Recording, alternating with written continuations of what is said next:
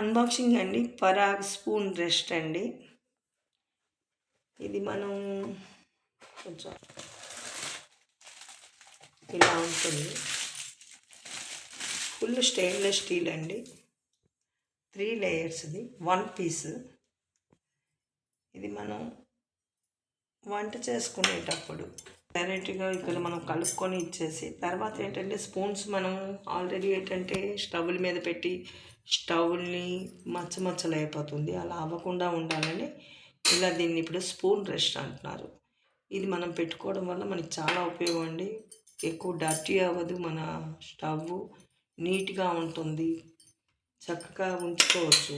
చూడడానికి కూడా అందంగా ఉందండి ఈ స్పూన్ రెస్ట్. చాలా ఉపయోగకరం. మీకు నా వీడియో నచ్చినట్టయితే లైక్ చేయండి, షేర్ చేయండి, సబ్స్క్రైబ్ చేయండి.